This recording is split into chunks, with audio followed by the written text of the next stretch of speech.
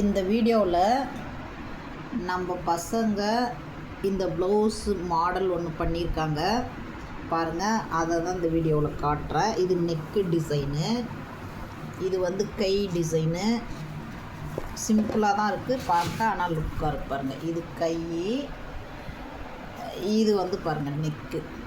இது ஒன்றும் பெருசாக யூஸ் பண்ணல. இதில் என்னென்னா லேஸு, இங்கே பாருங்கள் லேஸு, இதில் வந்து பால்ஸு, இது பீட்ஸு, இதை வச்சு நாங்கள் பண்ணியிருக்கோம் இந்த டிசைனு பாருங்கள். இது நம்ம கிளாஸ்க்கு வந்த பசங்க இந்த டிசைன் பண்ணது. இது என்ன ரேட் வரும்ன்றதை நீங்களே சொல்லுங்கள். இதை என்ன ரேட்டுக்கு நம்ம கொடுக்கலாம் அப்படின்றத நீங்கள் சொல்லுங்கள்.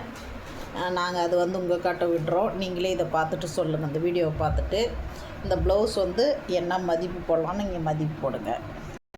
இது ட்ரைனிங் ஸ்டூடெண்ட்டுங்க பண்ணது. இதுக்கு என்னென்ன பண்ணிட்டுருக்காங்கன்னா, இதுக்கு வந்து பைப்பிங் ரெடி பண்ணியிருக்காங்க பாருங்கள். பைப்பிங் ரெடி பண்ணி, இது பைப்பிங்கு, இது முக்கோணம் ரெடி பண்ணி முக்கோணம் வச்சுருக்குறாங்க. இது 2 ஷேப்பும் வச்சு தான். அதெல்லாம் பால்ஸ் ரெடி பண்ணி இதை வச்சு தான். இது வந்து ரெடிமெண்ட்டாக வருது இந்த பைப்பிங் எல்லாம். இதை வச்சு தான் அந்த ப்ளவுஸ் தயார் பண்ணியிருக்காங்க. நான் 3 விஷயம் நம்மளுடைய நேரத்தை வீணடிக்கும் அப்படின்றத நான் இந்த வீடியோவில் உங்களுக்கு சொல்கிறேன். அது என்னென்னா, தவறி போனதை பற்றி நம்ம கவலைப்படுறது. நம்ம பெரும்பாலும் நம்ம எல்லாருமே நினைக்கிறது என்னென்னா, அதை தவறி தொலைச்சிட்டதை, இல்லை நான் கிளாஸ் போய் கற்றுக்கல, நான் இவ்வளோ நாள் வேஸ்ட் ஆகிடுச்சி, எனக்கு வயசாகிடுச்சி, இனிமேல் என்னால் முடியுமா, அதே மாதிரி நான் இவ்வளோ நாள் கிட்டத்தட்ட நான் 1 வருஷம் 2 வருஷம் போனேன், என்னால் சுத்தமாக கற்றுக்க முடியல, ஆனால் வந்து இப்போ நான் கற்றுக்குவேனா, இந்த குறுகிய காலத்தில் கற்றுக்க முடியுமா, அதே மாதிரி நான் ஃபஸ்ட்டு அங்கே போயிட்டன்றதுனால மறுபடியும் அனுப்புறதுக்கு வீட்டில் யோசிக்கிறாங்க, எனக்கு அறிவுக்குதா இல்லையான்னு யோசிக்கிறாங்க. இப்படின்னு நிறைய பேர் புலம்போது உண்டு.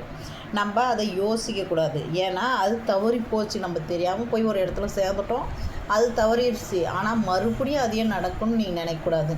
நீங்கள் வந்து நல்ல ஒரு ட்ரைனிங் சென்டராக சேர்ந்து கற்றுக்கோங்க. அதே மாதிரி பிறரோடு நம்மளை ஒப்பிட்டு பார்க்குறது. எப்பவுமே நம்ம என்ன பண்ணுவாங்கன்னா, அவங்க என் கூட வந்தாங்க, அவங்க சீக்கிரம் கற்றுக்கினாங்க, என்னால் கற்றுக்க முடியல. ஏன்னா அவங்களுடைய புரிதல் வேறு இருக்கும், உங்களுடைய புரிதல் வேறு இருக்கும். அதே மாதிரி உங்கள் குடும்ப சூழ்நிலை வேறு இருக்கும், அவங்க குடும்ப சூழ்நிலை வேறு இருக்கும். அதனால் நீங்கள் வந்து அதை பற்றி நீங்கள் கவலையே படாதீங்க. நீங்கள் மற்றவங்களோட ஒப்பிடாதீங்க. உங்களுக்கு என்ன தோணுதோ அதை நீங்கள் செய்யுங்க. உங்களுக்கு வந்து என்ன டவுட்டோ அதை நீங்கள் தனிப்பட்ட முறையில் கேளுங்க.